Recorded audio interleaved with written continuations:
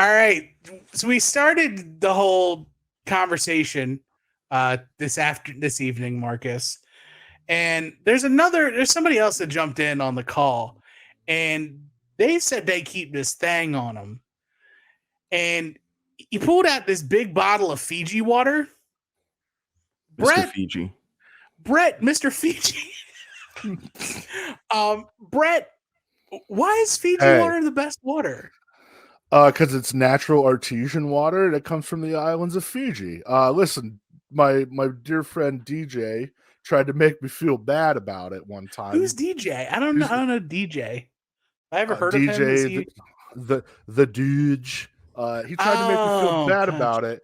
He's like, oh, they're doing something with the people's, I don't know, the mines or something. Who knows what they're doing? I go, yeah, I feel bad. And then I was like, tastes good. So I'm a strictly 1.5 liter drinker only of Fiji. Listen, I got big hands, makes it look kind of tiny. So it's good. If you don't drink Fiji, you're missing out. Am I allowed to curse on this podcast? You can. We won't. No, I won't. No. You can. Well, I'm gonna try my best. Because I got a mouth like a sailor. So I'm going to try my absolute best. We'll see how Fair far enough. we get. Darndest. Yeah. So anybody taking action on this? What's the over under on the minute mark, huh? I don't know. 7. So what's your thoughts on Liquid Death? That's a gimmick, man. I don't mess with that. Okay, so waters from the mountains of Fiji is not a gimmick, but canned water is. Yeah, Tim. It's more about the people I see drinking Liquid Death that make me go, Yeah, like this I might as doesn't look right. I might as well have like a wallet chain listening to Five Finger Death Punch and a Cut Off Affliction shirt. Drinking my Liquid Death, brother. You had me until you said Five Finger Death Punch. Yeah. Shane Wallet was okay. Oh, sorry. Never mind. I should just be listening to Cody Rhodes' theme song over and over again. Stop it! Look, you're a guest. I can revoke your invitation. God, oh. You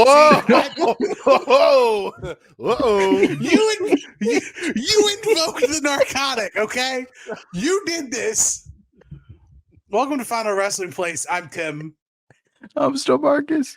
And joining us, because we can't get rid of him whether we want to or not. He's the co-host of We Need Wrestling. He's 1/5, 1/6 of We Need Wings on Wings. He's one half of my financial advisor for opportunities. It is Brett. Brett, my man. Hey there. I haven't talked to you since we talked round ball. Yeah, since we were up to like almost 2:00 in the morning talking around. Man, Marcus, you missed T&M Sports Talk After Dark. I'm really sad. That was a good conversation with me and Brett, and we never said officially on any of the promotional materials who the fourth chair is. But if you're missing DeWicki in your life, go listen to the free episode on the At Odds Patreon, an episode that Adam Van executive produced. Yeah, he's a great EVP. Great EVP, executive producer, but DeWicki is the fourth man. So if you miss DeWicki's voice, which I don't know how because he's all over the network, but if you miss his live voice with live opinions, check out the podcast. It was super fun.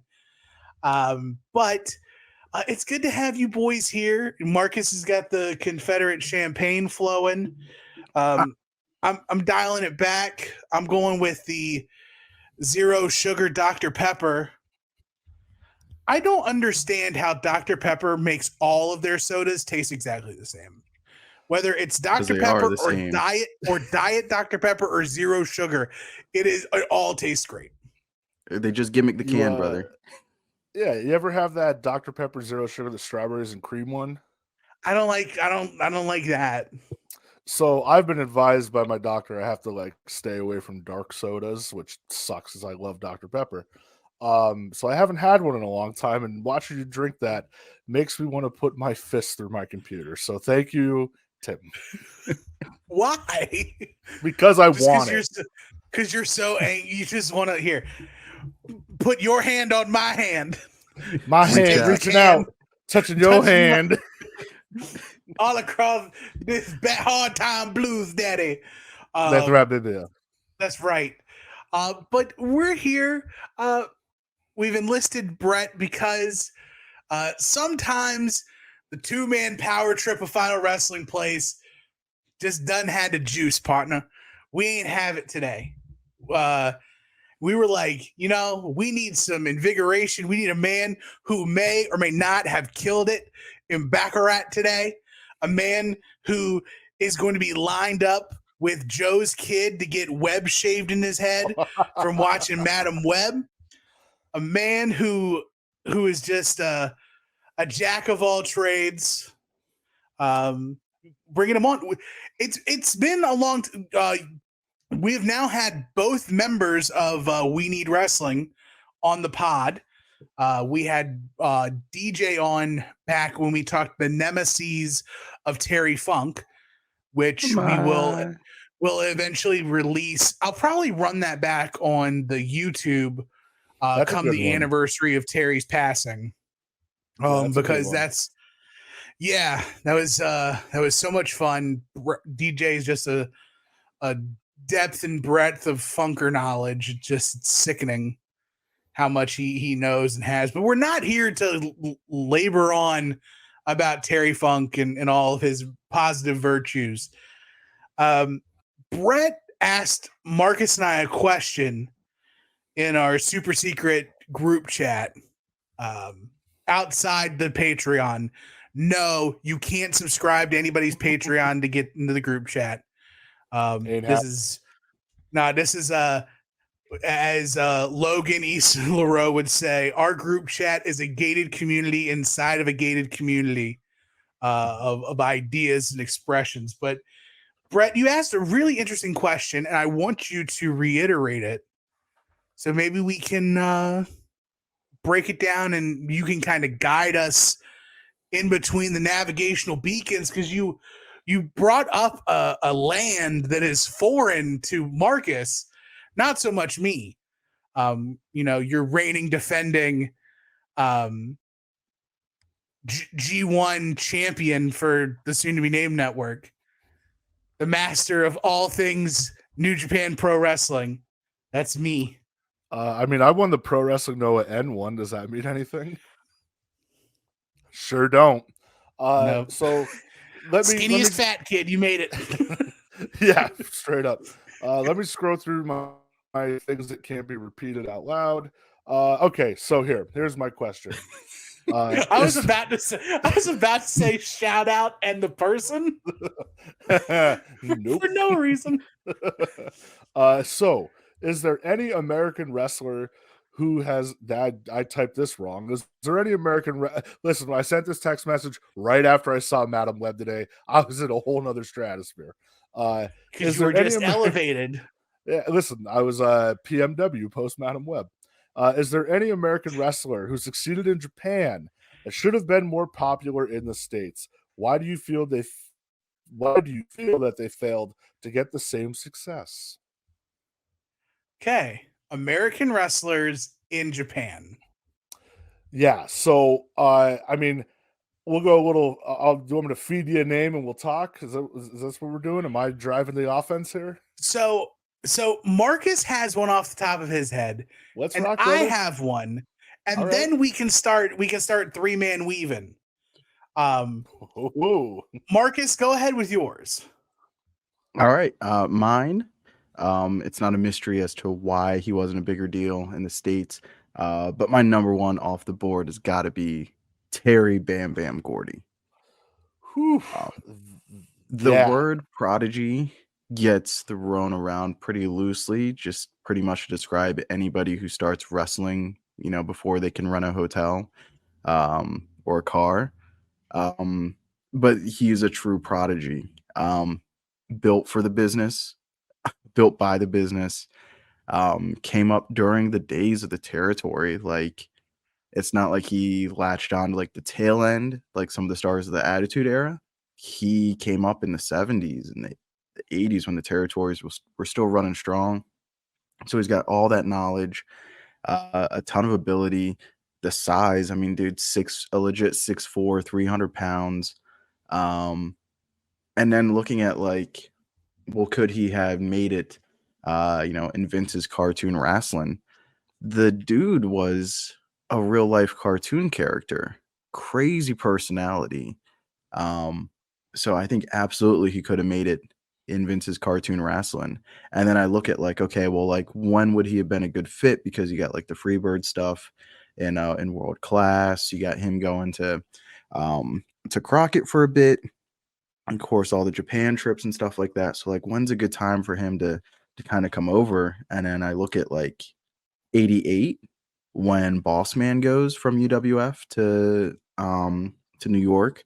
I'm like, that would have been a good time to snag like both of them and bring both of them in with Slick, and that would have been dope. And then if you wanted to have a third, you could have had Akeem eventually join, as they do, or you could have just kept it with Bam Bam and Boss Man. And then I look at like another time period, and another time period is like 89, 90 when they're actively trying to bring people in, and you look like they need the heel depth because like you're going to Warrior for your world champ. He needs the challengers, and I think like Bam Bam Gordy would have been a perfect challenger for Warrior, man.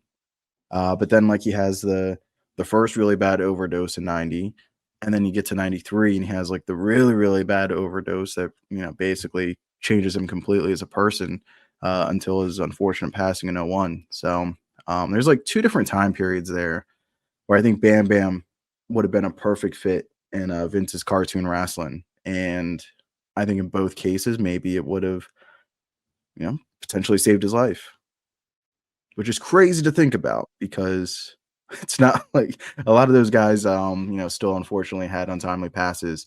It's not like the lifestyle was any easier, but, you just think maybe he wouldn't have been on those flights, going back and forth to Japan. That's very fair. That's a fair assessment. Brett, what you got about that? Yeah, I mean, with Bam Bam, or I should say Terry Gordy, yeah, Freebirds obviously massively influential. You go back and watch that stuff from World Class, it still holds up for sure. Japan, like he had the Miracle Violence connection, him and Dr. Death, just absolute bulldozer of a team, massive success with them. Even as a single star in Japan, I know he won the All Japan Triple Crown Championship twice. I think with Vince, where he doesn't land, it might. I wonder if it was like that Southern wrestler, because his accent was thick, Yeah. and I just don't think that at the time Vince wanted that. Vince is trying to present like a more like you said, late 80s, early 90s. It's really getting Hulkamania's running wild, brother.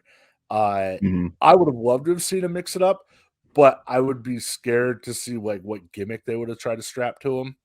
What was it 96 when he got brought in for like a match as the Executioner? I think it Yep. was. Mhm. I love Gordy. I always talk about that ECW commercial, the battle of the Bam Bams, Bam Bam Bigelow and Terry Bam Bam Gordy. Gordy had good matches with Raven in ECW. It sucks. I mean, the dude was in the wrestling match at the beginning of Highlander, if anybody's seen that. Thank you, dude, for showing me that like a year ago. Yeah, Gordy, that I agree. That's one of those guys where I just think maybe his hard-hitting style just translated more to Japan than it did the States. And again, the whole Southern wrestler where Vince would have hated it. Yeah, it's about right. My answer is more comical, but also very, very real. Because this guy had like zero success in the States and had all of his success in Japan, not just wrestling, but also in mixed martial arts. And why this guy never made it in the United States. He's big, he's yoked, He's charismatic. Why Bob Sapp never did anything in the States is just a failure to me. I love Bob Sapp with all my heart, every ounce of him, all the chicken and rice, which is why he probably wasn't here doing his thing. But man, as a guy who's legend in Japan, could have maybe rubbed off in the States somehow, especially like in that late 2000s, like when he's in between, like he gets done with like his run with New Japan and All Japan, and like his K1 stuff is done. Like right around that time, it could have been a chance to have him maybe do something. Cena could have used a big bad heel to work against in 05, 06. Why not Bob Sapp, man? Just oozing charisma. Yeah, I mean, you want to talk about the look. I mean, that guy had the quintessential look for a pro wrestler. I have a fun fact about Bob Sapp. He was a third-round pick in the NFL draft in '97, 4 picks ahead of Hall of Famer Jason Taylor. So, jeez, wow, yeah, so that's good. I mean, I'll be honest. Yeah, Bob Sapp had an IWGP Heavyweight Championship reign. That's when Inoki was losing his mind with Inokiism. Bob Sapp, yeah, that's a guy that absolutely could have translated to the States. I will say my favorite Bob Sapp moment is him getting knocked out with a punch by Crow Cop and just like crying on the ground. Oh, yes, so beautiful. I agree 100%. Like the dude, like had such like legit. He was a legit athlete, no doubt. You're picked like in the third round of the NFL draft. You're an athlete, mm-hmm. and yeah, like he just had charisma. If you ever go look up at like some of his commercials in Japan, like the dude was just like he was huge over there, So yeah, that's definitely a guy. Like I am curious to see what a run in the States would have looked like for him. I think what probably hurt him the most was the fact that there was only really like one place to work. Like, but even then, think of this. What if TNA would have spent the money on Bob Sapp? I feel like in the early days, didn't he cut a promo for TNA? And then it was like comically really bad. And I think they like cut all bait. I feel like that's it. I feel like I heard a Bob Sapp promo and it's like awful because it's live and like not pre-taped at all. I'm kind of curious if that was it. I know that they were negotiating with him at one time. So here you go. Here's a nice report from December of 06. That TNA officials were negotiating with Bob Sapp. He recently turned down $1 million per year from Vince in 06. Turned it down. And Jarrett wanted Sapp to come in and work a program with Angle. Yeah. The TNA's original choice was Daniel Puder. That's funny. Okay, I remember the Daniel Puder rumors. Yeah, so that's around that. Could you imagine 07 Kurt Angle versus Bob Sapp? Perk Angle, brother. Doing it. Listen, the recovery those would have been program wild matches. The recovery program had 12 steps, but the wrestling ring had 6 sides. So God bless you, Perk Angle. I thank you, Doug, for telling me that joke many years ago. Oh yeah. But yeah, so Marcus says Bam Bam Gordy. I got Bob Sapp. Brett, I know you got an answer maybe. What gaijin do you wish would have had more success in the States? So mine, I'm kind of back and forth on like the first dude I want to talk about. But I'll say Stan Hansen. I feel like that dude in Japan was and still is a god. I know He's in the WWE Hall of Fame. That's, great, whatever. I mean, he wrestled for both New Japan, wrestled for All Japan, 4-time Triple Crown champion, 8-time tag team champion, and he won back-to-back champion carnivals in All Japan. Like that right there, I just go, why isn't he massive in the States? You would think like he's has all this success over in Japan. And granted, he can get through walking through the crowd and whipping people with the bull rope because they're terrified of him.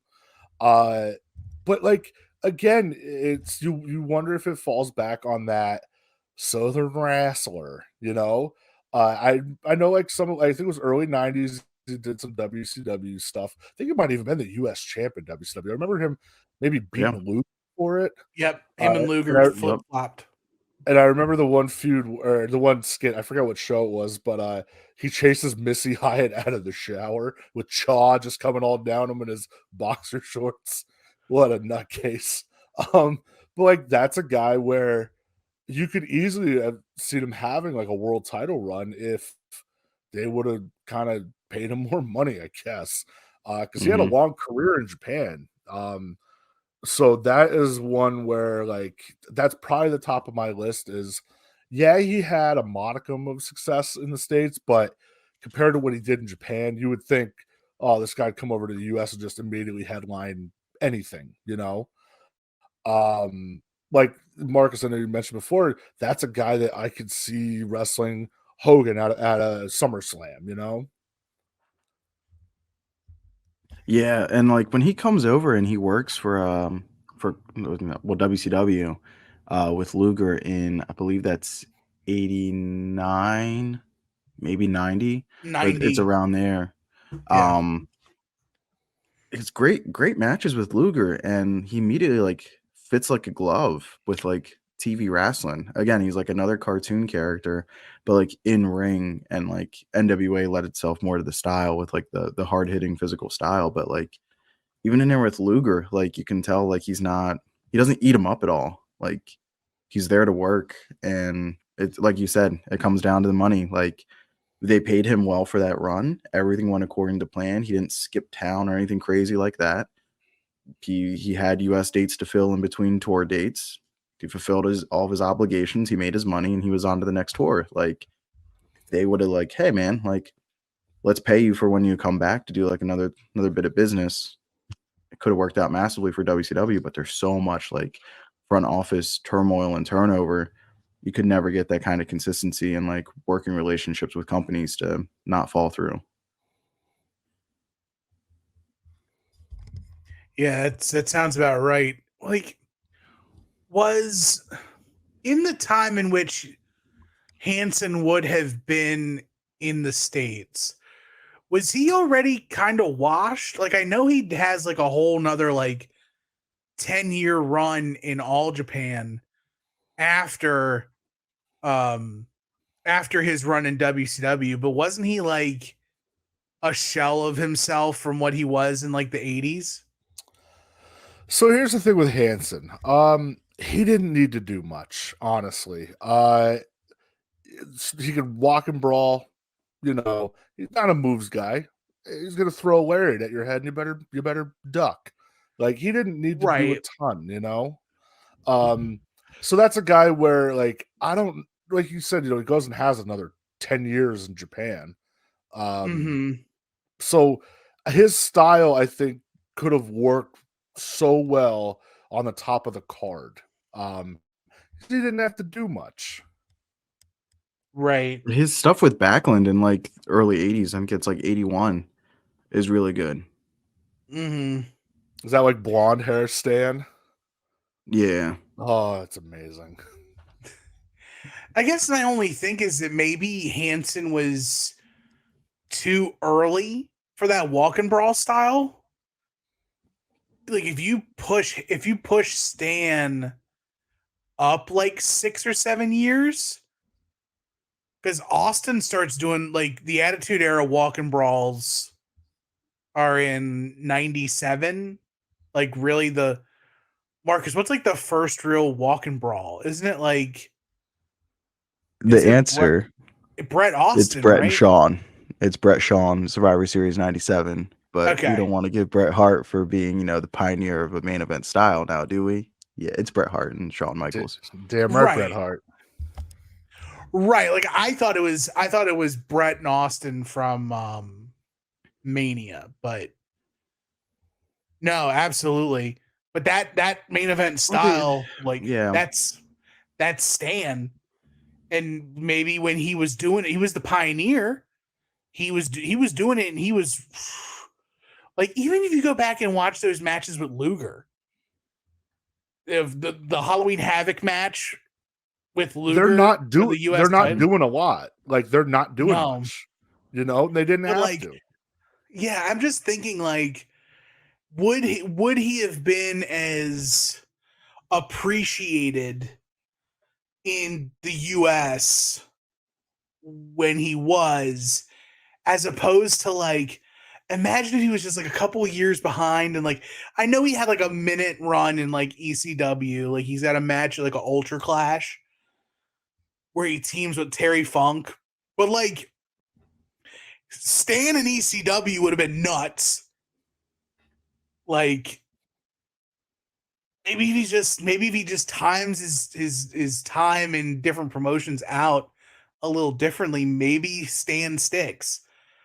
But I think part of what you say is like, with Stan being such a legend, like such a god in Japan, it's so hard leaving a place where you are deity than it would be to like go somewhere else and like be like, oh, this guy's a legend in Japan, where he could just be like, hey, this guy's a legend. And like never pay for meals, never do anything. Like Stan just has everything coming up roses for him in Japan. Unfortunately, like if I'm remembering right, like I don't know if I misread it, but like isn't even his second run in Japan kind of maligned, because like the gaijin start to get de-emphasized in that second run in All Japan. I mean, he's the exception of the rule, though. You know, uh, like Japan was already they already knew him and they loved him and they cherished him. And that Right. second run that he comes in, they still love him and cherish him, and it's no less of a reaction to Stan than it was when he left for WCW. You know, Right. man, I love me some Stan Hansen. One of my regrets of 2019 WrestleMania weekend was I was at the House of Glory show, and when it was an early start, and we went to see This is before they burned your bridge. this was yeah.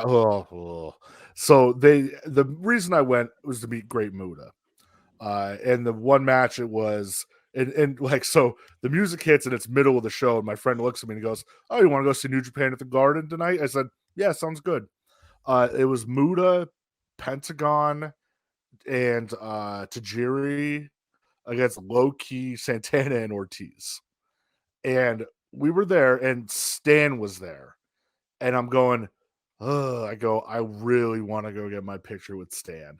Like, that dude is a legend. It means Right. the world to me. I already got my picture with Muta. I've already freaked out over that. And I decided, I'll see Stan again. It's no problem. Then we were going to the New Japan show. I was like, oh, well, I can't do it now.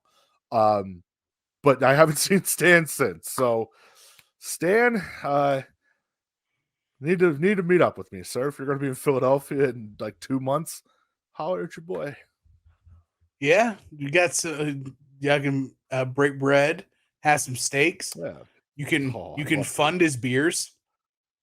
Sure, I'll do that. No problem. I'll buy him. You'll pay for him. Him and DJ. No problem. Here, have some beer, Right. boys. That's right. Who else do you have in your mind in regards to like gaijin? So my next one, it's like definitely like, why did this guy?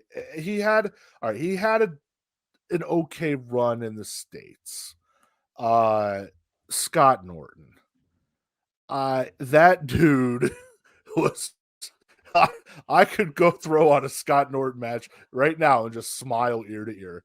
I mean, his stuff over in Japan He held the IWGP Championship twice, and it's so funny. You go and watch these old Nitros and stuff, and he's defending the IWGP title in like minute squashes on Nitro. Like Yep. it's so ridiculous to think about. But even like he was on that North Korean show, like the one with over 150,000 people there. Was it? I think it was part of the Jurassic Powers, I believe. Oh God, I believe he was. I feel bad if I'm like not getting. I'm doing these the journalism. Right. Yeah, Jurassic Powers. It was him. Was it him and Hercules? I think it was him and Hercules Hernandez. Yep.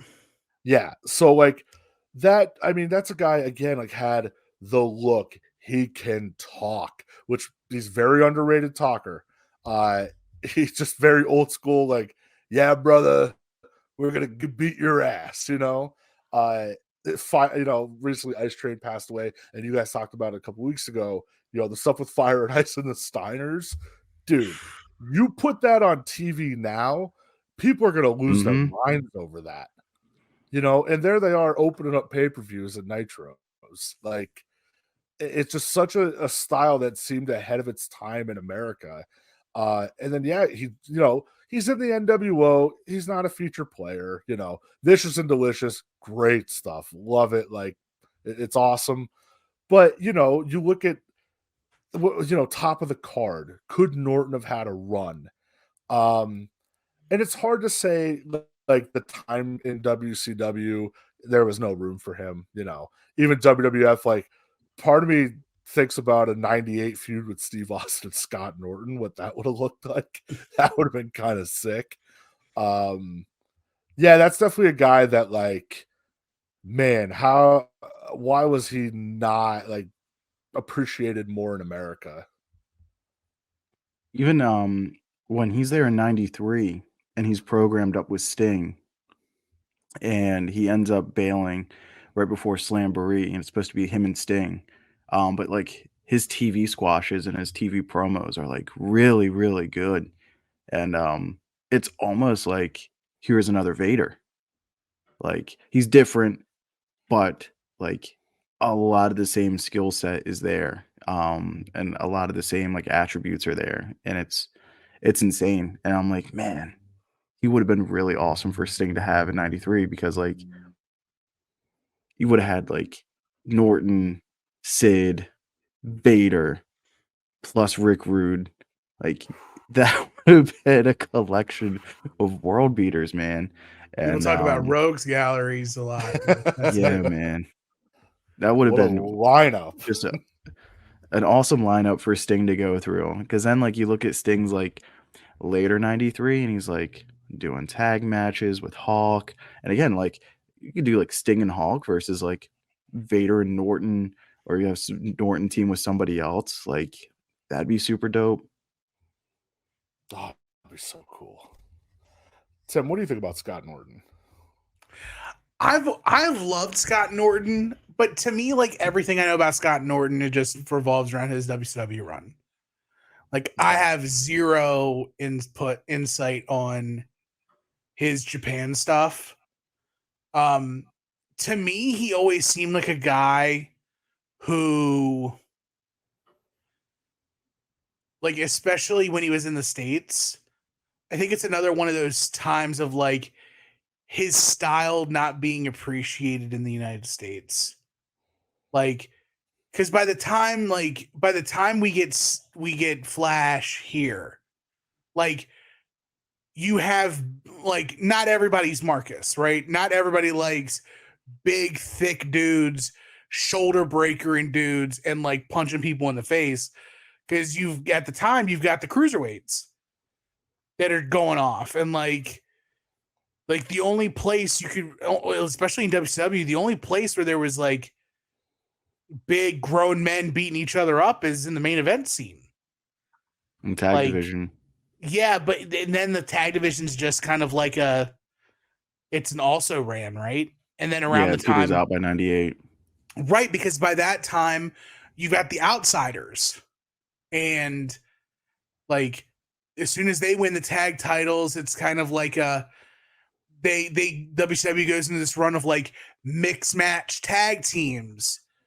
You got Sting and the Giant as a team, and you've got Harlem Heat still in the mix, but it's really a different scene once you get past once you get to where the outsiders are a real team in WCW. That's kind of when the tag division starts to go off to the wayside, I think. But I do want to go back and like do my due diligence on Norton, because I'm sure I'd love every second of it. I know there was that one super clip that went around on Twitter of him and Vader just beating the dog out of each other. Yeah, and man, I think I watched that video like 4 times. Norton used to throw his weight around in Japan. Like, that boy was moving over there. And he looked so cool, this big barrel-chested dude with a goatee and a mullet. Like, what more do you want out of wrestling? Come on now. And the shoulder breaker. The shoulder breaker was such a cool move. And somebody just did it on TV like 2 weeks ago, and I freaked out because they did it. It was cool because he looked like he just annihilates you. Yeah, much love to Scott Norton. Salute to Scott. Do you have any other gaijins, or are you tapped out? Who, me? Yeah. Brother, I could talk for like hours. Are you serious? Who do you have as you want to speed round it? Well, no. So you've gone through and you've talked about some historical ones. Do you have any from like the last like maybe 10 years? Like that who should have actually had a run? Because like there's a couple people I can think of, maybe. I'll say one guy, and he's caught my eye whenever he does come across like US programming. And that's that El Phantasmo dude. Yeah, ELP, brother. Is he American? I have no idea if he's American or Canadian. Okay. Yeah. But like when I think like with him, it's like he looks like, I feel like 80% of the guys on TV as far as just his physical build.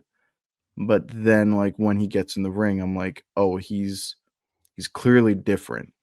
But like being a white guy, it looks the way he does. I'm like, yeah, this looks like everybody else I see. But then the bell rings and I'm like, oh man, he's been a part of like I think 2 like really, really good standout AEW matches. Yeah. Yeah, I wish he's one where I hate what they're doing with him in Japan right now. Like, he's saddled with Gorillas of Destiny, and that's just a whole bunch of suck over there.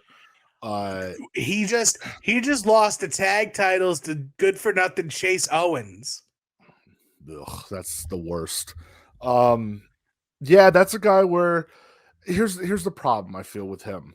If he comes like to the States, and he's gonna get lost in the shuffle, I think. He'd be he'd be Jag.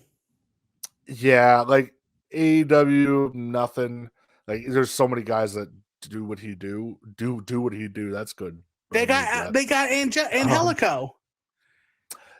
Here's the thing, and I'm going to defend Angelico. Angelico is a great technical wrestler. I love Angelico.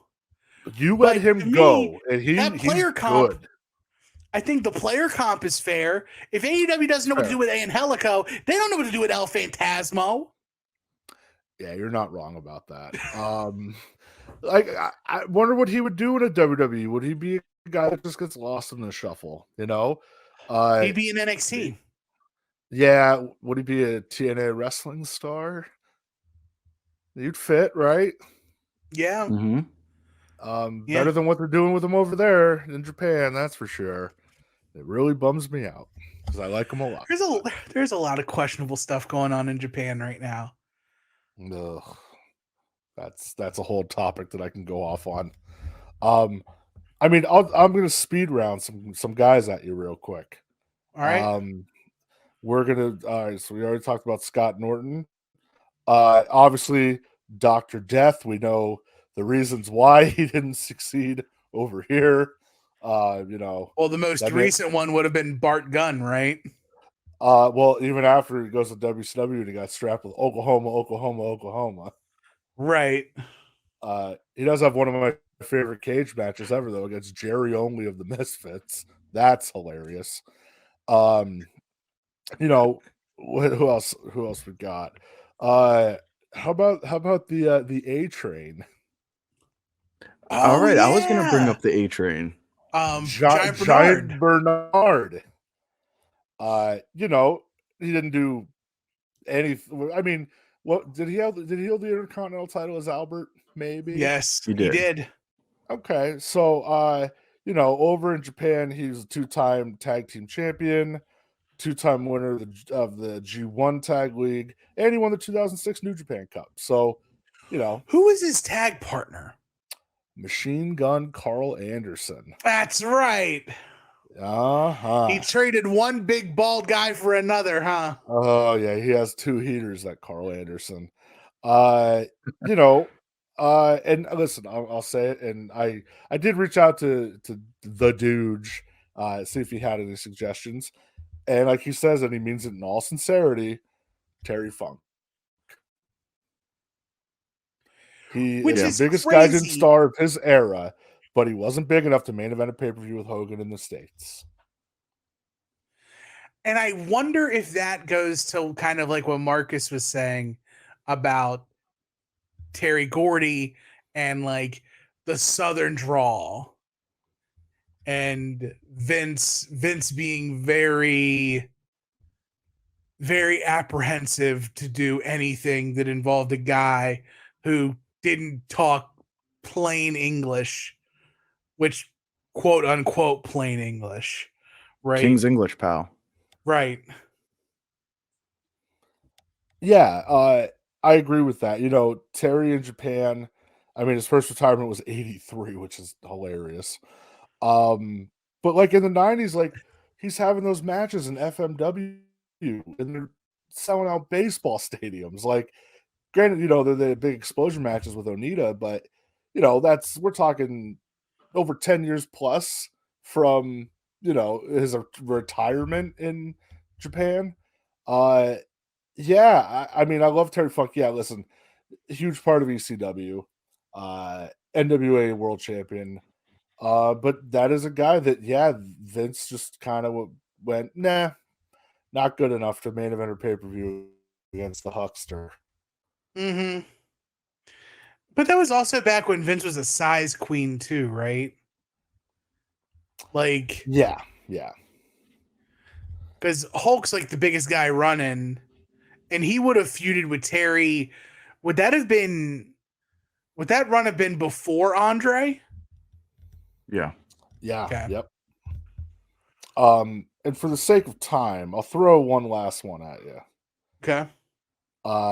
We're gonna talk real quick about the Can-Am Express, Mr.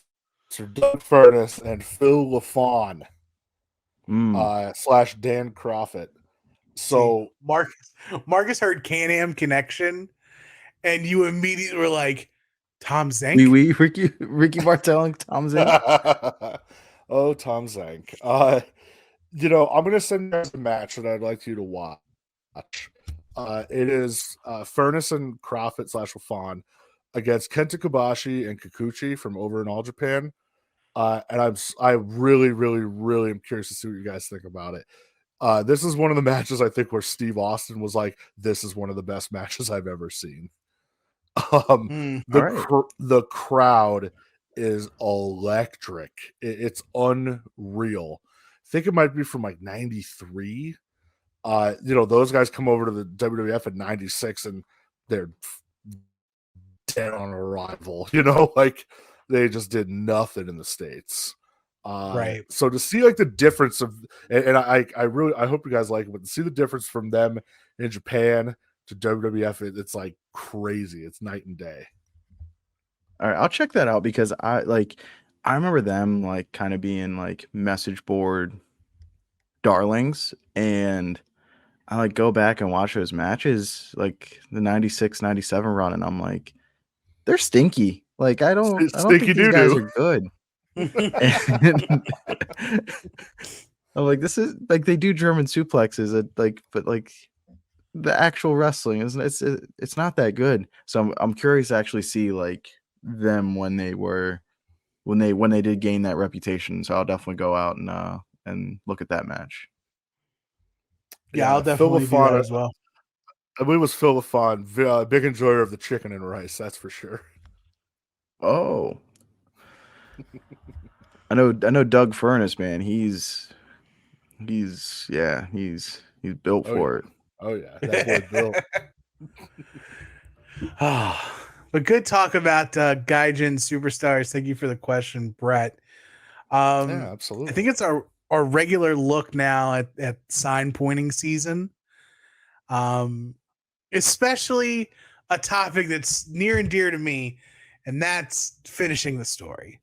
You know, a lot of things have gone around in this whole. I know, I'm killing Marcus slowly, and I'm using the phrase finishing the story very tongue in cheek.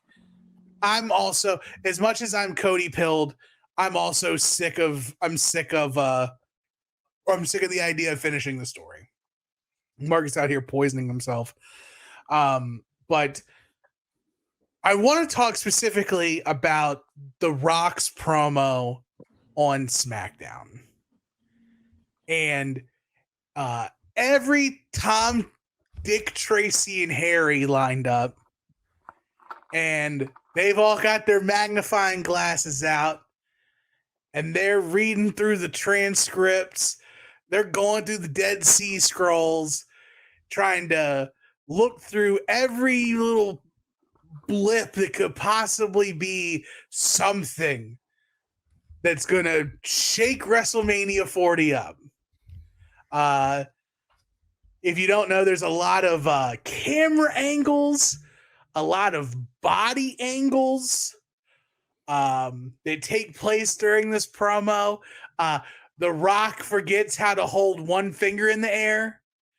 You know, have you seen the meme where they've taken The Rock and they've put him in the middle of the Bang Bang Scissor Gang with his little finger, with his finger gun in the air? That's really nice.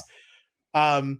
But Brett, you're the guest. I'd like for you to lead off. Like, what's your take on all the tea leaf reading right now for the Bloodline story? Listen, this time last year, I was so into it. I loved everything going on with the Bloodline. You know, wrestling as cinema was a big thing getting thrown around, and this is Oscar worthy. You know, admittedly, I have fallen off of everything with the Bloodline. What do I feel about The Rock right now in all this? I know some people were poo-pooing on the promo a little bit. Dude, it's The Rock. He's giving you the lines, brother. You know, like, come on. You know, him saying Salt Lake City, you sent an indoor attendance record. Yay, big cheers, you know. Yeah, the indoor attendance record for the biggest collection of trailer park trash ever collected. Like, come on. It's classic Rock. What do you want? You know, no. I mean, this ain't sing along with The Rock. You know, like a casual herpes joke in 2024. Yeah, like, I miss that in my wrestling sometimes. You know, I do too. And he called and it like my favorite part. My favorite part is when the camera pans out to do the big arena shot to show everybody in there like they broke a record. Yeah, like that was so good. Like, it was so good. Do I think it was a mistake not having Cody on SmackDown to kind of, you know, not so much intervene, but just kind of like show up and say his piece? He doesn't even have to be involved in the main event angle. Just cut a little promo beforehand. Yeah, you know, because how much interaction are they going to have on TV towards Mania? Cody's a Raw guy, Roman's a SmackDown guy. Cody's gonna have to go to him. Roman ain't going to him. And I'm not saying they need to be on TV together every week, but it's still very fresh. And I feel, Cody getting disrespected by Rocky, smacking him down like the little chump that he is. He should show up. He should, I want to hear what he has got to say. And like a man, I'm going to do it in purpose, like in person instead of just reading on Twitter, because Cody's not a man. Yeah, I don't know, man. I'm interested for sure, but they got to do a little bit more to wrap me in, I think, right now, because I still don't know what they're doing with these matches. I kind of said on my show the other night, I don't know how cleared Seth is to work with his knee. Is it going to be like he's in Cody's corner while Rock is in Roman's corner type deal that happens, and then Rock puts the screws to Roman, and then we build to 41 or whatever.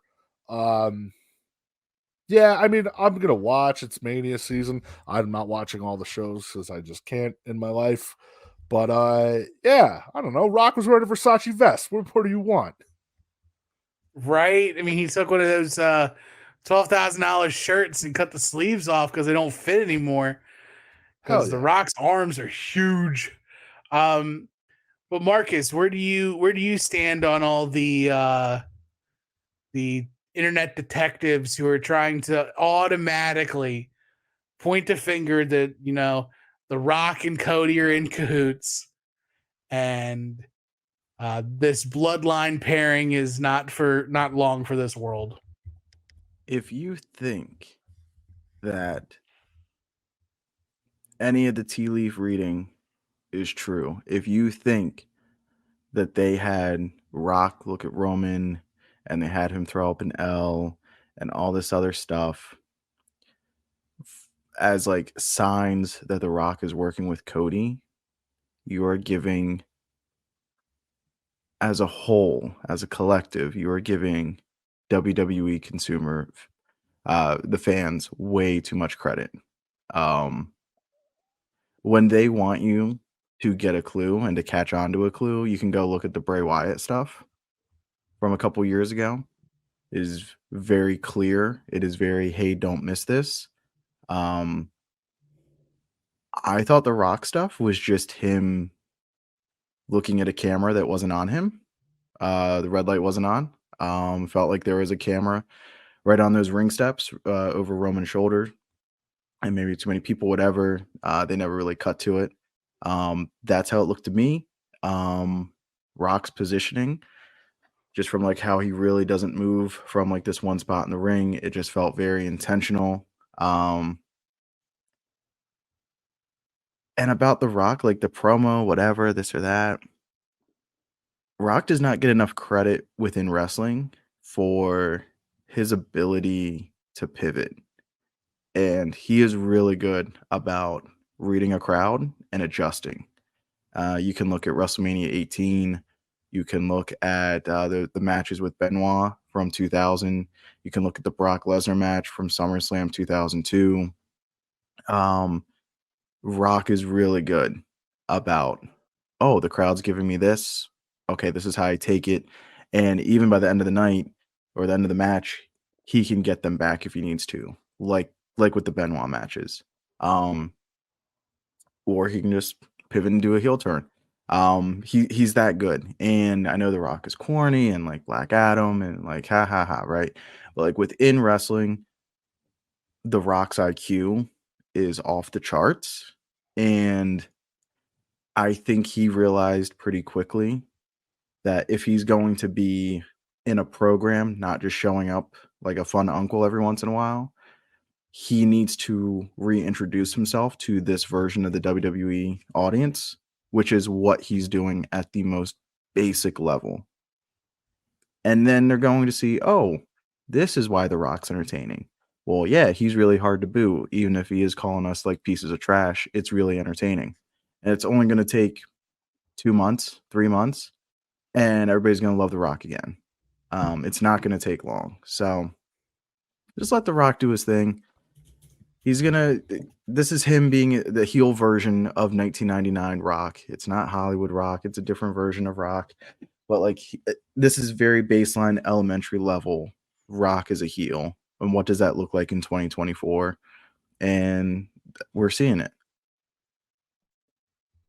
The Rock never did heel work that like, oh, this is groundbreaking. Nobody's ever done this before. Like, calling people a Rudy Poo. Like,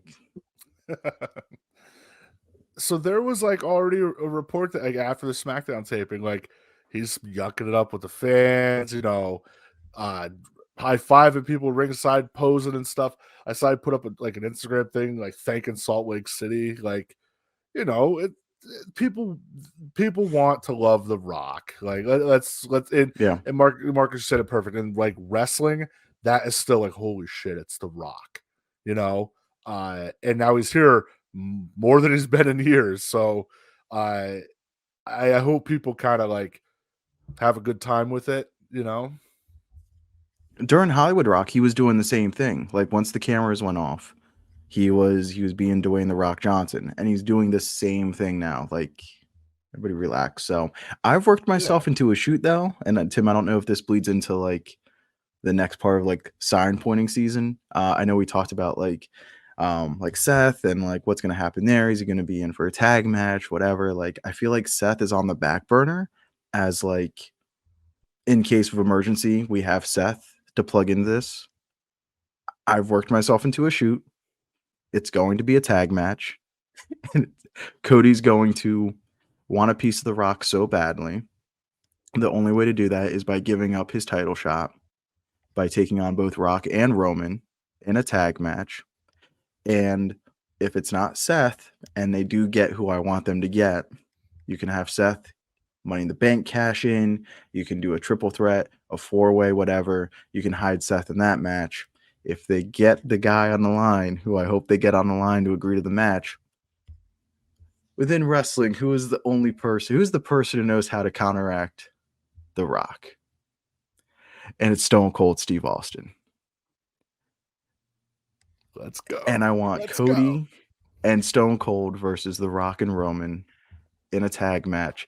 And I think this would be like one of the biggest matches in company history. And you could forget about the world title. Just it doesn't need to happen. Not to put fuel into your fire, but Stone Cold just on Instagram, for no reason whatsoever, posted a full video of WWE highlights set to Glass Shatters by Disturbed. It's literally, it's like unprompted. Austin did it for no reason. It is full video. It's a landscape photo, a landscape video on a vertical frame, but it's Austin highlights to Glass Shatters. Didn't Kevin Owens not use the stunner he use too Glass much? Shatters? I haven't seen the stunner in a hot minute. I think he used the pop-up powerbomb on SmackDown. He sure did. Oh, baby, it's happening. You want to talk about tea leaves? These are actual tea leaves. These are tangible tea leaves we're reading here. Rock and Austin 25th anniversary of WrestleMania in Philadelphia. Just saying. Let's do it. Oh Just my gosh. saying. Where it all begins again. Yeah. Listen, the Raging Climax Part 2. Let's go. Oh, okay, man, now so I need it to happen. Okay, so I got a question for you three. I think we're all in the same boat that none of us have WrestleMania tickets. No. Correct. I don't. Okay. If, by whatever chance, we're like 95% locked in that it's Rock Roman versus Cody Stone Cold, we're going, right? We're going. If they get Stone Cold, I have to go. I would have to go. We have to go. I have to see Stone Cold Steve Austin again. Yeah, it would have to. Like, I borderline feel like I have to go now because it's The Rock. So I got to see The Rock during the last comeback in 2013. Right, we were there for twice in a lifetime. We're there for that. I was there for a SmackDown The Rock was at. So like, I feel great. Like, cool. I got to see Rock a second time. Didn't think it was going to happen. But you didn't get to see Maui. I didn't get to see Stone Cold Steve Austin, who like I have as the greatest WWE superstar of all time. So I would have to see Stone Cold. I still disagree with that, but that's just me. So it was July of 2002. There was a SmackDown taping at the arena here in Wilkes-Barre, and the main event, and I'm very happy that I remember this, was The Rock and Kurt Angle. So I got to see July of 2002 Rock. So yeah, seeing him again would be real cool. I don't think I ever got to see Austin work. That's WWE champion that's WWE champion Rock. Yeah. Because he loses the title to Brock in like the next month. The next month, yeah. Because he does not have the title long in 2002. He wins it in May, I think. Doesn't he win it in a triple threat match at Judgment Day? Yeah, so that's in no, he wins it in July. That's at Vengeance. Oh, okay. Is that when he has like that like Caesar George Clooney haircut going on? Yes, sir. What a look. The Rock's the man. I don't care what anybody says. Like, we have to go. I don't care if I have to mortgage my house 1 time. What? 2 times. What? 3 times even to get the right number for SeatGeek. But I'm going. And if I'm going to go, I don't want to go and just be in the building. I'll tell you this. I will tell you this right now. If they can get Steve Austin to endorse and put over Cody Rhodes, I will inject the narcotic into my veins for the next year. Hook me up. Tim, you got to make a call and make that happen, brother. I'm on the line. Bottom line, I'm on it. I got a carrier pigeon going out to the Broken Skull Ranch right now. I just hope his daggone cats don't get a hold of it. But yes, I'm on that alpha brain. That's right. I ain't just whistling Dixie. No, but Austin. So I've been following him on Instagram a lot lately, and like he just got an ice bath machine. One of the greatest videos in the history of the internet. It's amazing. Oh, it's so perfect. Him just like, I got in here once, and I was so cold. I got out like a little bitch. I gotta get back in here for at least a minute. That's his watch to it. Just selling. He's selling the ice tub like he's in the sharpshooter, bleeding out, just dying. God damn, son, this water's colder than a mug. But like, why would you need an ice bath machine if there's nothing to rehabilitate? All right, I'm working to a shoot now. This is happening. Full shoot. Some people on the network work themselves into shoots on LA Night. Yeah, we live on a higher level of existence where we're trying to bring Stone Cold back from the dead. If people are allowed to work themselves into a shoot about how Cody needs to specifically beat Roman Reigns at WrestleMania for the WWE title because that's Cody's story, I'm allowed to work myself into a shoot that Stone Cold Steve Austin is coming back WrestleMania 40, WrestleMania XL in Philadelphia to team with Cody to take on The Rock and Roman Reigns. Dude, I support that so hard. I'm so excited. Yeah, I'm looking just to make sure I'm not like going crazy. Yeah, right here. This video was 2 days ago. And look at that this is all stunner. glass shadow. Oh, This is all man. glass shatters. Is he gonna come out to Glass Shatters by Disturbed? He better.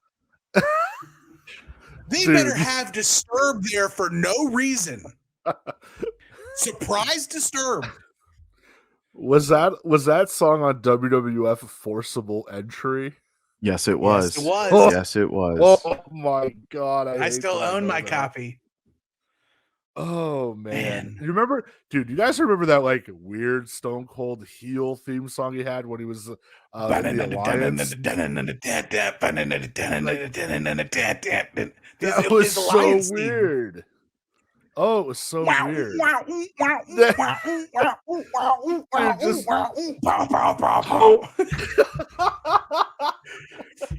Man, that theme effing rocks. Homeboy was just hitting the whammy bar so hard on that guitar. Why was he?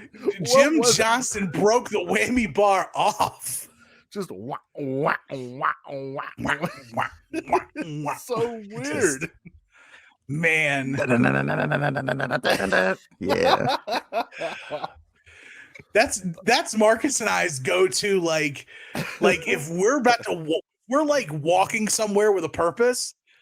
Of all the Stone Cold themes that run into our head, it's not any of them except for the Alliance themes. That is the ultimate song to run up on somebody. like when Brett, when you're on one the next time about some people, that's the song that needs to play in your head when you're ready to lay down some street justice on bike riding fools. I'll finish the job if that happens. You'll finish the story? Is that what you're saying? No, I'm finishing the job, brother. Dude.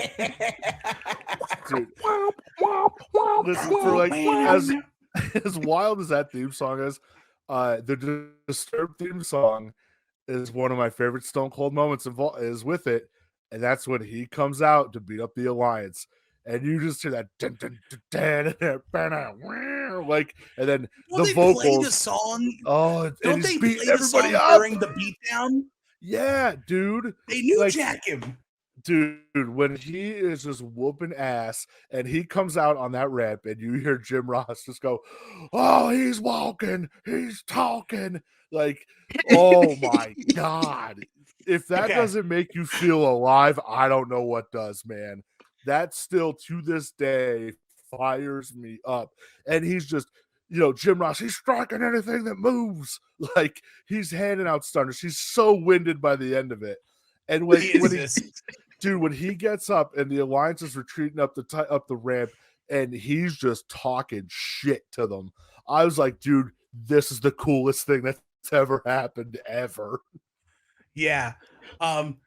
Is there I think like I'm torn because at the time, like during the Attitude Era, there's a lot of like run-ins and big clearing brawls. Where does Kane's line up? When he comes back in the red and the black? Yeah. Like the Dallas 10-man? When it's like the primary black and the red secondary. And he runs in and he cleans the whole house. He's just dunking fools. That is such an underrated, like, hidden gem beatdown, I feel. When Paul Bearer walks out on stage, just that big red jacket and the music, like the opening organ hits, and like, dude, he chokeslams, like, I think it was X-Pac, and I thought he was going to kill him. It was nuts. It's the legs spread apart in the air. Straight up in the air, dude. God. One of the, It sucks about Mayor Kane now, but Kane back then, if I could time capsule Kane and like only live in the world where he exists as a wrestler and nothing else, man, he'd probably go down in my book as like one of the best ever. That's where I have him, and it's great that way. Dude, like, I'll tell you what, man, another one when Taker comes back as Walker Texas Taker. at Judgment Day. Oh my god! And he just Again, runs and roughshod. another impressive choke slam on X-Pac. Yeah, dude. Listen, Sean Waltman's the man. All right. God, because it's because like Taker and Kane can literally like one arm him up in the air, but like I guess Which Taker's is insane because he is not a small man. Like he's a small man in the world of wrestling, but he's like 6'1", a solid like 200 plus pounds. He like that's a decent sized human being, and they could just one arm him in the air, and then he spreads his legs when he's at the apex to like flatten out, and then takes the big bump. I'll tell you another beatdown, and I think you two will appreciate this as some ruthless aggression boys. When Big Show comes back on SmackDown, and he has like kind of the longish hair, and I forget, like I think he runs through like Team Angle and like whoever else. It's crazy. It's like a week or two before they run the angle where they hit him with a trank dart and shave his head. So it's that era. Dude, like he comes back and like he just drops everybody. And I remember the camera just like focusing on his face, and he's just like shaking. He's so like fired up. That's also another one where I go, man, that's like a hidden gem. I'm cleaning house. Another not to come up with a bonus topic for this entire podcast. This is a two-parter now. This is a two-parter. We're double deckering. You know that lie I told you where this is gonna be the shortest podcast you're on this week? When Sting finally like makes his big move, and like he makes like little blips and blurbs where he takes out Rick Steiner, he takes out Arn Anderson, like he takes out one from everybody. And like he's coming out and he's like saving DDP and all that stuff. But when Sting drops into the ring, and I think it's the first time we get the mask under the mask in the face. Yep. And then Sting wipes the NWO. Yep. Oh my God, what a hero. It's like the NWO Deluxe crew. Like It's Bagwell like taking shots. Yeah. Like the only person who I think doesn't get touched is Hogan. Everybody, Yeah. and Sting's not even baseball batting people. He is that front back punch combo, front kicking, like Dude, it's lethal. Oh my God, Sting is so the good. man. Sting is. Sting. I'm gonna cry. Why does he gotta hang it up? Why does he gotta face the stupid bloody Young Bucks? Man, piss me off. Hey man, What? that's a good dude cry sesh that night. We're gonna cry. We're gonna cry in our earnings. That too. We're gonna win our We're gonna win our WrestleMania money, and then we're gonna come back. Speaking of earnings, shout out to the East for winning. Cha-ching! Thank you, opportunity. Who do we get? Do we find out who MVP was? Dame. God, I knew that glory hog effing Dame. Dang it, man. If you took the over, it went way over. The East scored 211 points. Good times. God, stupid. I hate betting. I'm done. Come on. I'm retired. I'm only here to play fantasy football when I can draft a kicker in the 6th round. Stop it. You're getting emotional. Don't talk like that. Come on now. I'm already fired. I'm already fired. Dudes, what rocked this week? Well, I don't know. Man, I don't know. I haven't really watched like a lot of wrestling since my last show. When did you realize that the dudes rock, or what rocked this week doesn't always have to be about wrestling? It could be about anything. What rocked? I don't know. Getting Madam Web. Okay. I don't know. I had a good weekend. Got to kick it with y'all Friday night. I got to see my nephews yesterday. That's always a good time. And then got to kick it with DJ all day. I don't mean to suck his ass or anything, but that's my guy. That's my homie. So That's the straw. his comic book knowledge, it baffles me. Dude, we're in the car and I'm like naming all these things. I'm like, oh, what's this? What's this? He's just, this dude wrote it. Yep, this dude inked it. I said to him at one point, I was just like, dude, I love you. You're the best. And then getting the call for this, man, I was real pumped.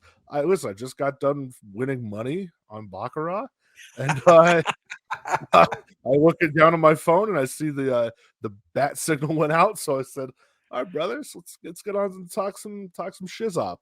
I'm a little upset we're not talking about Tiz and Izzy, but that's all right.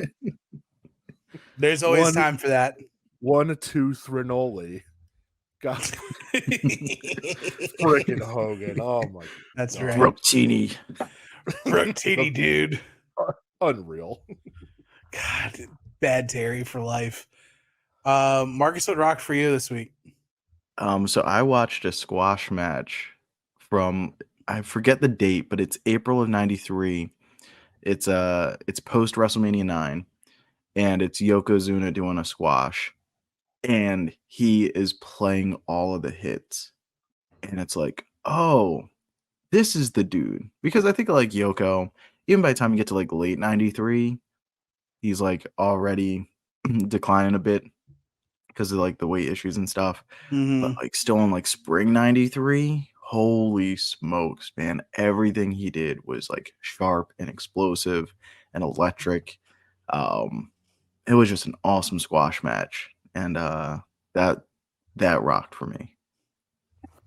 Hell yeah. Nice. Man, I love and I want a bunch I want a bunch of UFC bets too. Let's go, baby.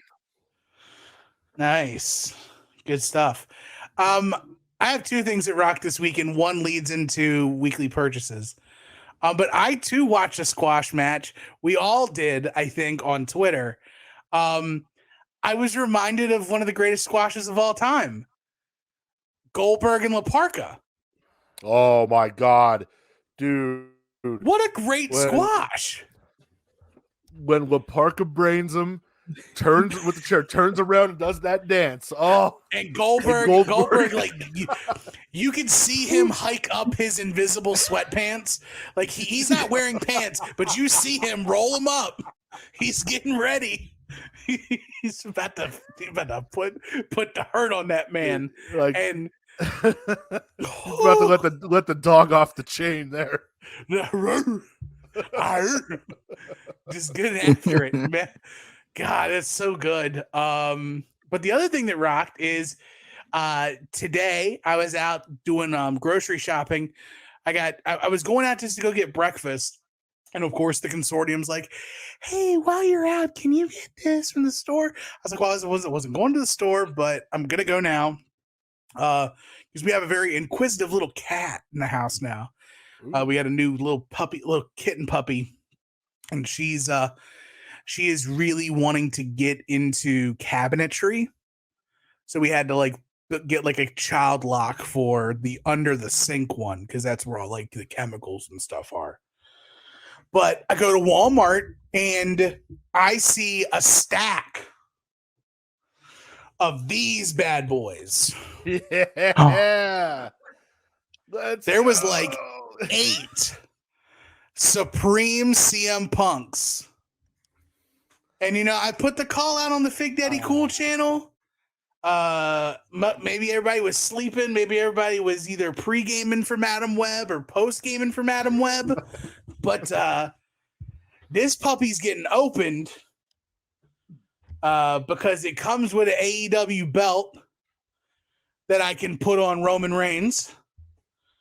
It's got a jacket and a t-shirt for Best in the World.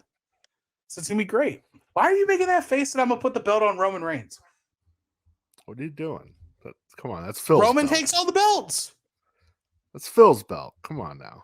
It's not Phil's belt. I didn't respond because I own said piece already. Oh, you already have it. Okay. I do, yes. Nice.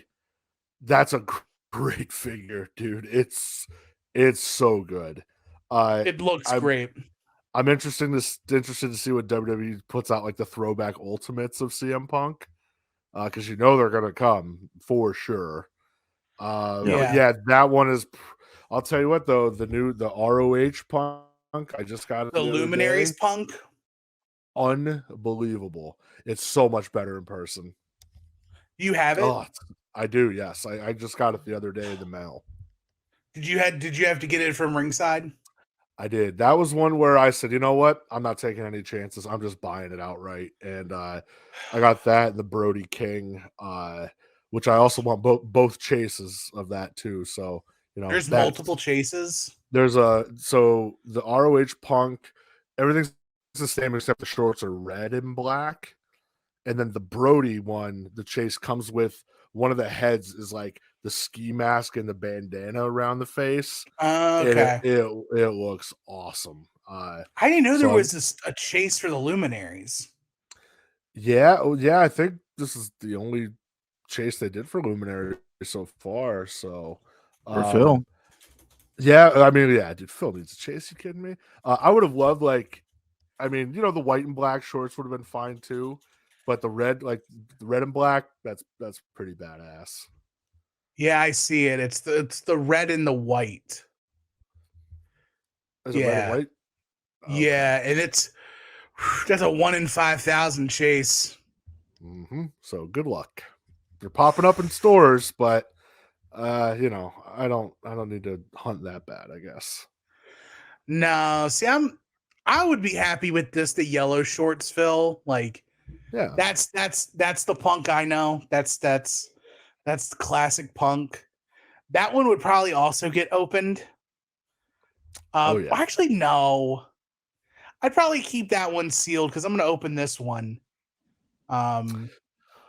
It's cool to get that, and I don't know, maybe start a little throwback ROH collection. If Some the Luminaries, yep, go ahead. If the Luminary set turns into be like the Ring of Honor retro set, because don't they have Claudio? That's coming out. Ring of Honor Claudio. That's coming out in the Ring of Honor set. They're doing a thing through Jazzwares or something where you could only get them online, I think. Okay. Because Punk's in that one too, right? No. That ROH Punk figure is the last AEW figure they did for him. Okay. So the Ring of Honor set. Oh, Danhausen? Ring of Honor legend Danhausen. Ring of Honor legend Danhausen. Claudio. There's an American Dragon Bryan Danielson. Yes. There's a Kenny Omega. They are doing in the Dragon Gate gear, the green and yellow. I think they're doing just plain black, which is kind of weird. And then they are doing a Briscoe Brothers, which is going to be awesome. Okay, got to get that then. Yeah, for sure. Yeah, but that's also what rocked this weekend. My weekly purchase, unless you're counting bills. Wow. Did you guys buy anything? I know it's been a couple of days since your last. If Brett, if you want to save any purchases you've made over the last 2 days for We Need Wrestling, spoiler alert, nothing was purchased. Segment. Marcus, what about you? Did you get anything? I bought I put it up in the Discord for the Jinglmeister, but I bought 2 pairs of Air Force Ones. I'm still waiting on 1 pair to get here, so I gotta look at the tracking. I hate doing that. And then I bought 2 pairs of work shoes at Under Armour today. So I think those are my weekly purchases. Nice. Yeah. I did also, as mentioned, our friend who does shirts, I got the Icon shirt for Sting. I did as well. I forgot that. Now, I'm sad because I don't think it's going to be here in time for the Pape. He said he plans on having them out in time. Good, because also on the post it says 4 weeks from purchase. Yeah, he put up a thing saying like he's trying to rush it to the printer to get them taken care of. I didn't If he buy does, this. I will buy 2 crappy shirts from him just to make it work. I didn't buy this week, but it did come in the mail yesterday. This is probably going to be the last micro brawler I ever buy, unless I start doing Great Muda. But the ROH CM Punk, Oh, sweet. Nice. the had to do the damn thing. So that That's finally right. came in. That came in the mail yesterday. So, but yeah, I've been like trying to take the wait and see approach on figs lately. Like there's stuff I want, but I got real spoiled on some sales last year, so yeah, I'm a spoiled boy now. That's what I think I'm gonna wait for. Is I'm gonna wait for doesn't Ringside do like a Christmas in July sale? They do a lot of sales, yeah. Like the Foley set was just on sale. I almost bought that, but I didn't for some reason. There's the El Desperado Right. figures that are up, and I really want those, but I'm just not paying what they want for them, and I don't think they're gonna move. So I'll wait. Right. I'll play the waiting game. I know of figs that I need to get. I need to get that Ultimate Asuka. Yo, it's so good. I feel weird because I feel like I need the Ultimate Roman. Even though I already own 2 of the original run Romans. Because I bought. So this is what pisses me off about this re-release. So I bought the original Romans, and the original Roman only comes with the blue universal title. So then they released the Big E from his championship title win when he cashes in Money in the Bank. And he has the world title that matches the title that Roman has. So then I had to buy 2 Big E's because I've got one in the box up here and then one open. But the only reason I opened one was to take the belt off of Big E and put it with Roman. And now you're telling me you're re-releasing the whole set and you're giving him red boots and he's got both belts and both belts have the Roman Reigns side plates on them as opposed to the original thing you did where you just put the cheap WWE side plates on it. You're making me mad, Mattel. I don't care about your distribution problems. Stop it. But I need the Asuka. I bought that Roman last year, the night of WrestleMania when he beat Cody. Let's go. Yeah, man, that's a good fig. I was sitting on Duge's couch, and even he proclaimed, he goes, Roman Reigns is my favorite wrestler of all time. I didn't know that they were re-releasing Hollywood Hogan Ultimate. Yeah, I guess it's real more tan now. Yeah. I don't know. I try to keep up, but there's so much other interest in. There's a Made in the USA Lex Luger coming out. Yep, that's what the new Elite, the SummerSlam Elite series. It's SummerSlam 2015 Taker. It's SummerSlam 2010 Kane. It's Lex Luger, and it's SummerSlam 98 X-Pac. Yeah, and the red tights. Yeah, and SummerSlam 94 cool. Luger. Yeah. I might get that Luger. Yeah, I'm going to get the Luger too, because I don't think he's ever going to get an Ultimate, so I'm going to cave in and get Luger. Yeah. And I'm trying to think on what other ones I need to get. I do want to get the Ultimate Usos. Because that just looks interesting to me.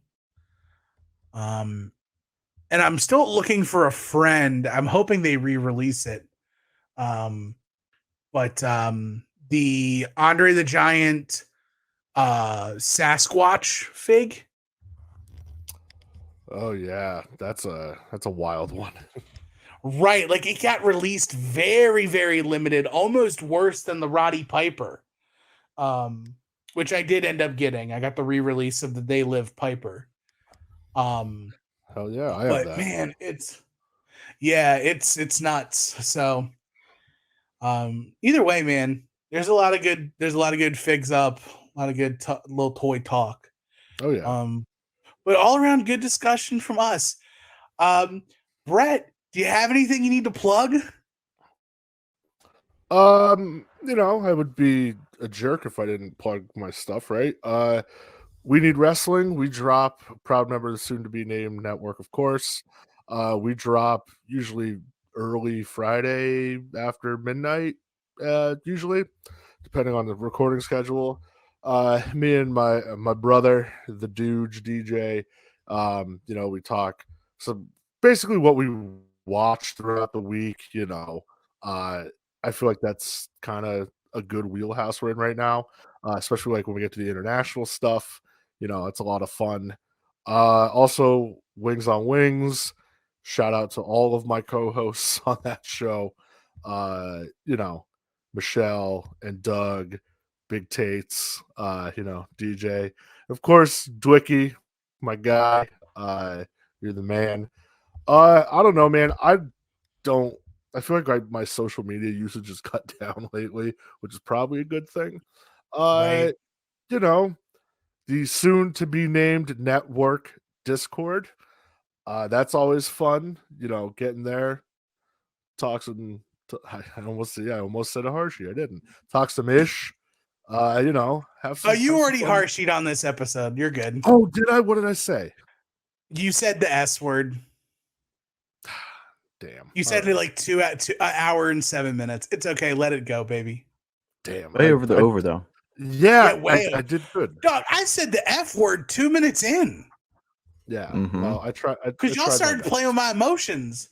How did I know that y'all were going to talk smack about Cody and then tell me y'all were going to go full blown narcotic if Austin gives him the triple stamp? Yeah. Sorry. Big Unk walking through. All good, baby. But yeah, We Need Wrestling and Wings on Wings must listen to entertainment. We Need Wrestling also available on YouTube. Like and subscribe there as well. Get them numbers up. Those are rookie numbers.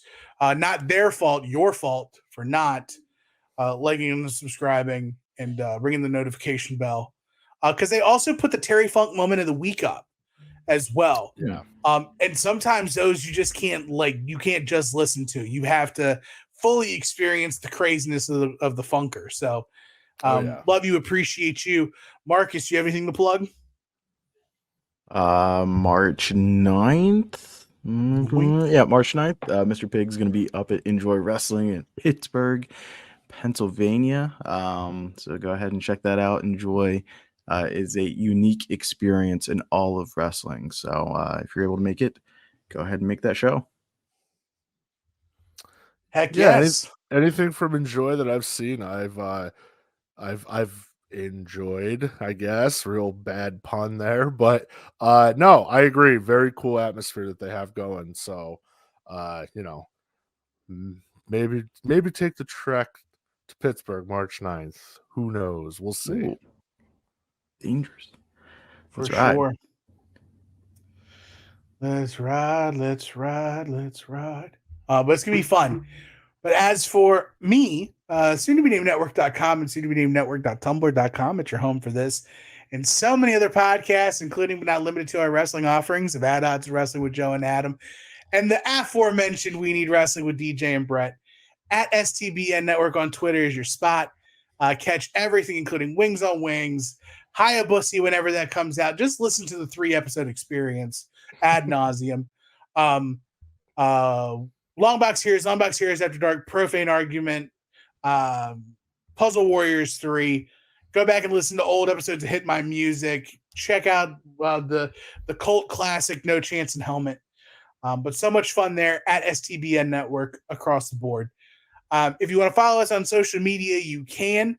At Not the Tool Man for me, at the Wrestling Speakeasy for Marcus. If you know, you know. At BrettXEdge570 on Twitter.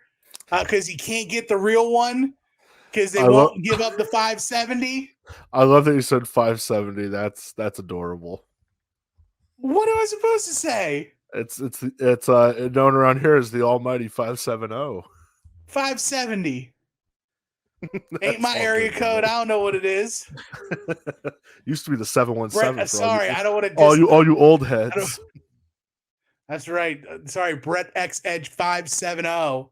Yeah, baby. There we go. I don't want to get the entire the militia over there rioting over me saying 570. But of course, don't want them all wheeling up on me. It'd be weird.